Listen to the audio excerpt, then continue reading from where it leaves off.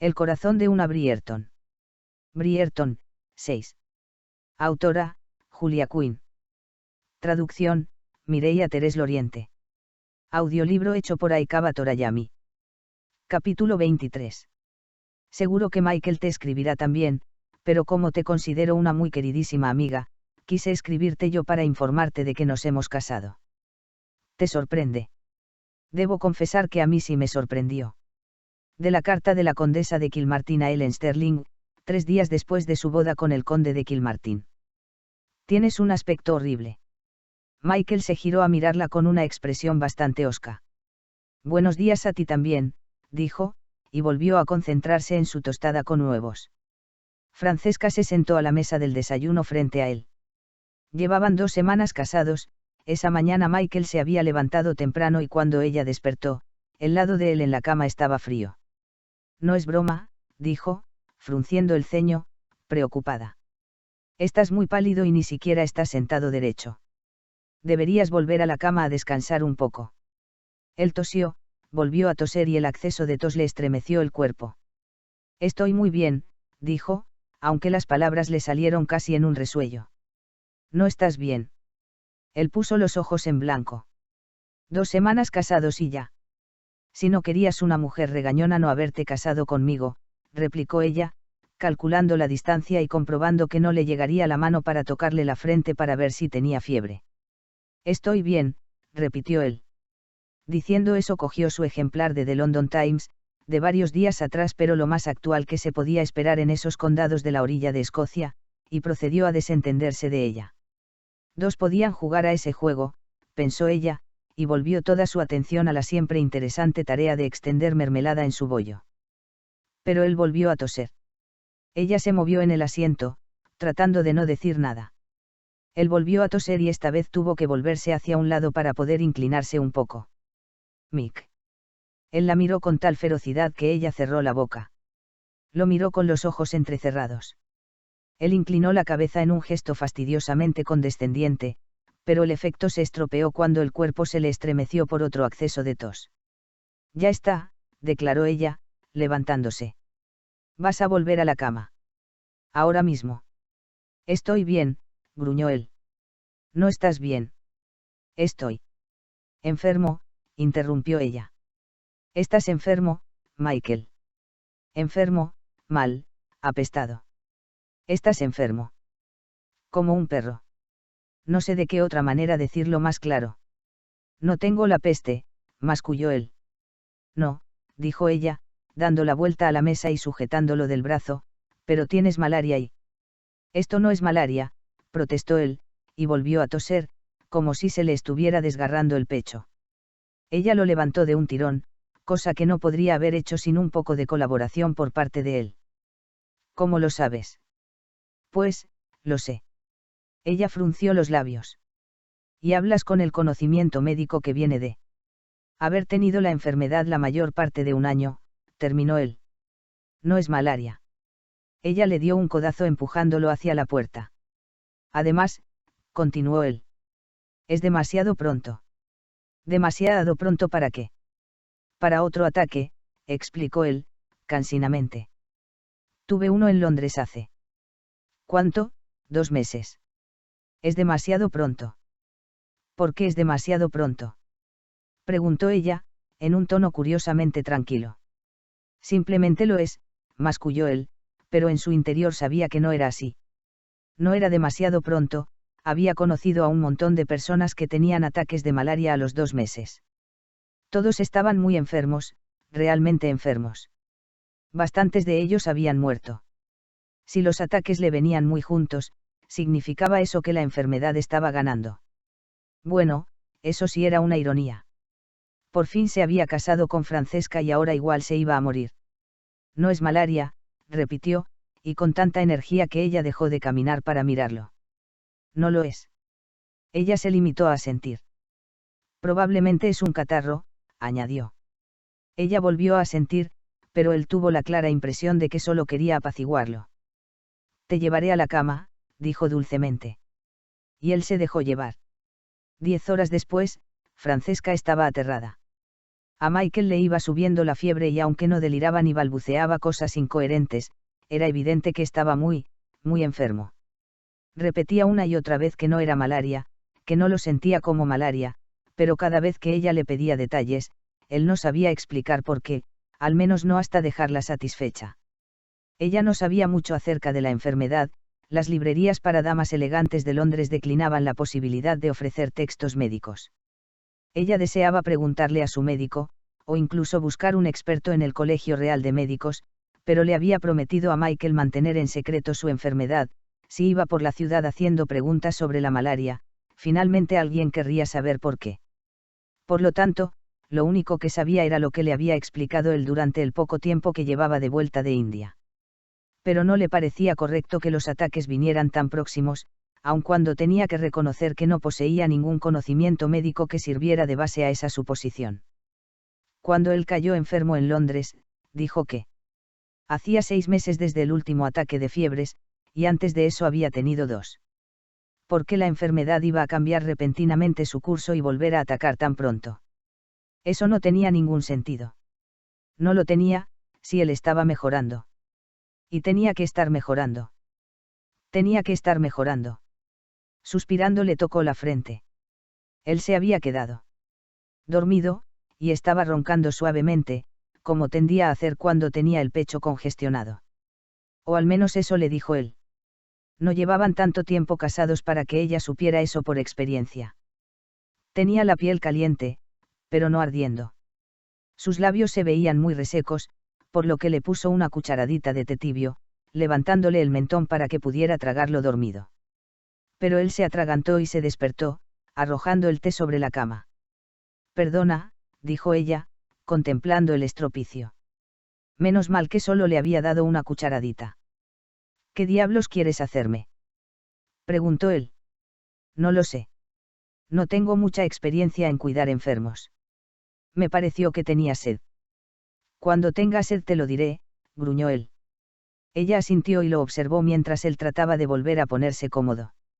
¿No tienes sed ahora, por casualidad?, le preguntó mansamente. Un poco, dijo él, pronunciando abruptamente las sílabas. Sin decir palabra, ella le acercó la taza a los labios. Él la bebió entera en unos pocos y largos tragos. ¿Te apetece otra taza?, él negó con la cabeza. Si bebo un poco más tendré que orir. Se interrumpió y carraspeó. Perdona. Tengo 4 hermanos. No te preocupes. ¿Quieres que te traiga el orinal? Eso lo puedo hacer yo solo.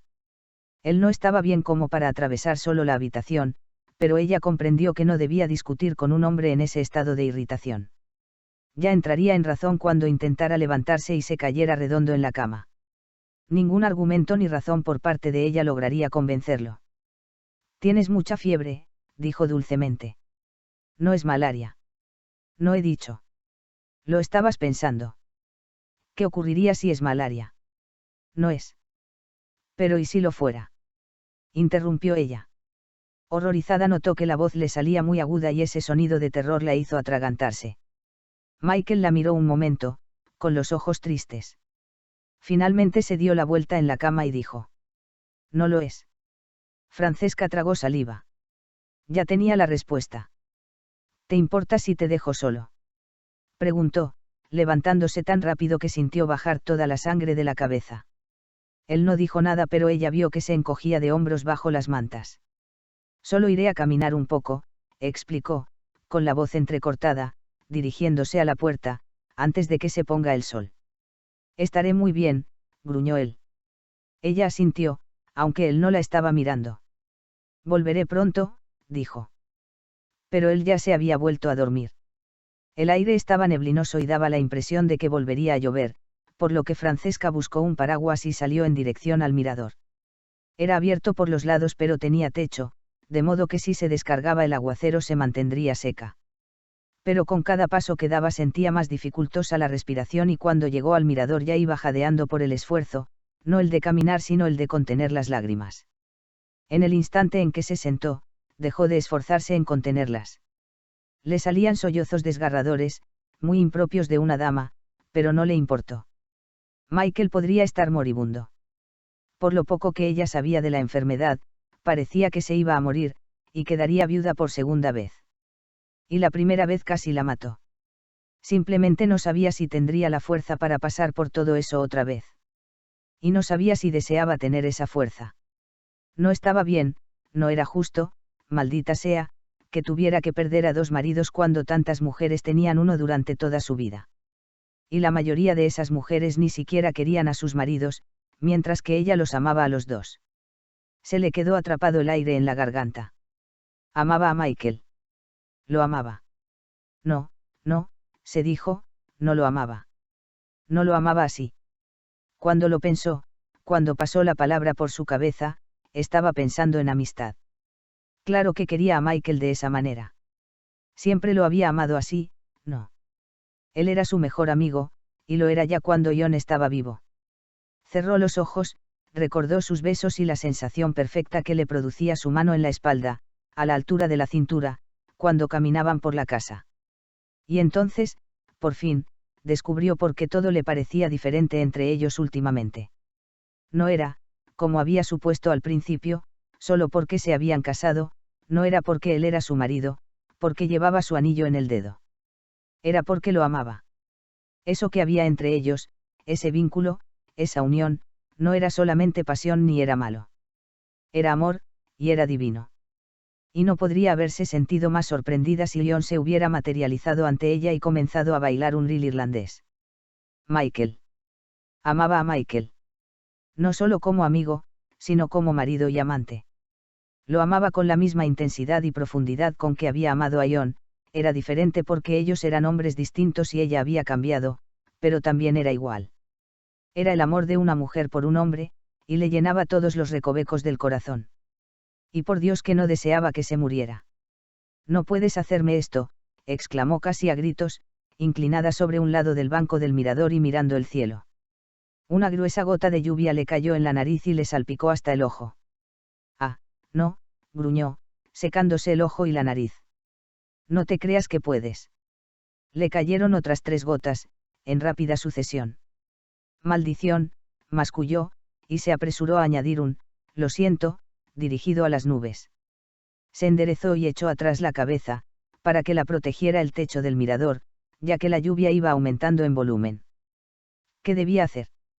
Lanzarse adelante con toda la resolución de un ángel vengador, o entregarse a un buen llanto y sentir lástima de sí misma. O tal vez un poco de ambas cosas. Contempló la lluvia un momento, convertida ahora en un aguacero que caía con tanta fuerza como para asustar el corazón del más resuelto de los ángeles vengadores. Decididamente, un poco de ambas cosas.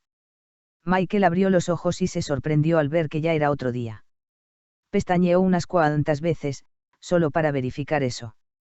Las cortinas estaban cerradas, pero no totalmente, de modo que por una rendija entraba un rayo de luz que formaba una franja en la alfombra. Otro día. Bueno. Tal vez había estado muy cansado. Lo último que recordaba era a Francesca saliendo de la habitación con la intención de salir a caminar, aun cuando cualquier tonta se habría dado cuenta de que estaba a punto de llover. Tonta. Intentó sentarse pero al instante se dejó caer entre las mantas. Maldición, se sentía como si se fuera a morir. No era esa la mejor metáfora en esas circunstancias, tuvo que reconocer, pero no se le ocurría otra manera de definir el malestar que se había apoderado de todo su cuerpo. Se sentía agotado, casi pegado a las sábanas. La sola idea de sentarse lo hacía gemir. Maldición, se sentía fatal. Se tocó la frente, para comprobar si tenía fiebre, pero si la frente estaba caliente, también lo estaba su mano, por lo que no logró enterarse de nada, aparte de que estaba tremendamente sudoroso y necesitaba un buen baño. Inspiró aire con el fin de olerse, pero tenía la nariz tan congestionada que le vino un acceso de tos. Exhaló un suspiro. Bueno, si apestaba, por lo menos no tendría que olerse. Miró hacia la puerta al oír un suave sonido y vio a Francesca, que venía entrando sigilosamente, descalza, solo con las medias, para no despertarlo. Pero cuando se iba acercando a la cama, lo miró y ahogó una exclamación de sorpresa. Ah, estás despierto. Él asintió. ¿Qué hora es? Las 8:30. No es muy tarde, lo que pasa es que anoche te quedaste dormido antes de cenar. Él volvió a sentir puesto que no tenía nada importante que añadir a la conversación. Además, se sentía tan cansado que no deseaba hablar.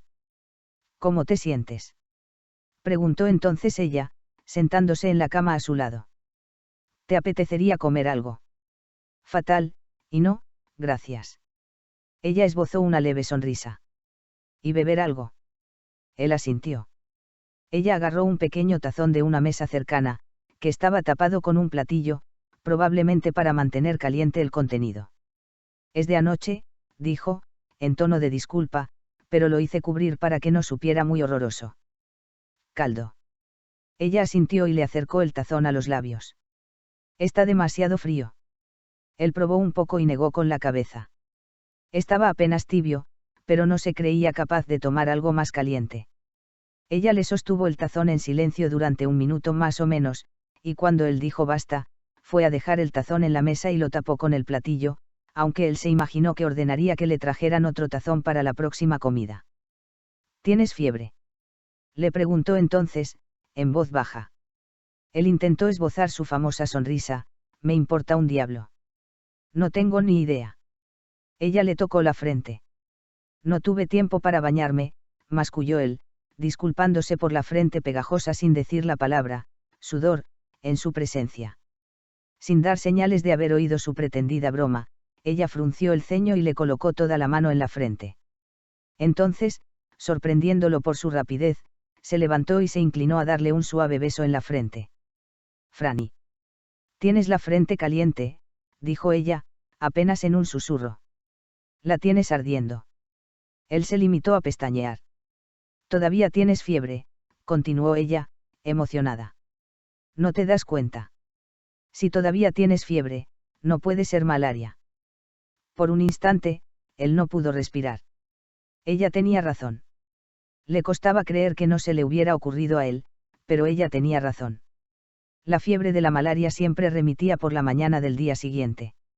Volvía al otro día, claro, muchas veces con una fuerza horrorosa, pero siempre remitía, dándole un día de respiro, para luego hacerlo caer otra vez. No es malaria, repitió ella, con los ojos sospechosamente brillantes, y se sentó en la silla del lado de la cama. Te dije que no lo era, dijo él, pero en su interior sabía la verdad, que no estaba tan seguro. No te vas a morir, musitó ella, mordiéndose el labio inferior. Él la miró a los ojos. ¿Temías que me muriera?, preguntó en voz baja. Por supuesto, contestó ella, con la voz ahogada, ya sin tratar de disimular. Dios mío, Michael, no me lo puedo creer. ¿Tienes una idea de lo? Vamos, por el amor de Dios. Él no entendió lo que quería decir, pero tuvo la impresión de que era algo bueno. Ella se levantó y el respaldo de la silla se golpeó en la pared. Tomó la servilleta que estaba junto al tazón de caldo y se la pasó por los ojos. Franny. Musitó él.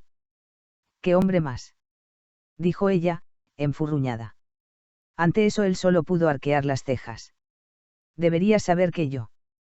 Pero se interrumpió sin terminar la frase. ¿Qué pasa, Franny? Ella negó con la cabeza. Todavía no, dijo, y él tuvo la impresión de que hablaba consigo misma, no con él. Pronto, pero no todavía. Él pestañeó. Perdón, ¿qué has dicho? Tengo que salir, dijo ella, en tono curiosamente abrupto. Necesito hacer una cosa. A las 8:30 de la mañana. Volveré pronto, dijo ella, dirigiéndose a toda prisa a la puerta. No te muevas de aquí. Bueno, maldita sea, dijo él, tratando de bromear, al diablo mis planes de ir a hacerle una visita al rey. Pero ella estaba tan distraída que no se molestó en replicar algo ingenioso a su patético intento de hacer una broma. Pronto, dijo, como si le hiciera una promesa. Volveré pronto. Él solo pudo encogerse de hombros y quedarse mirando la puerta cuando ella la cerró al salir. Continuará.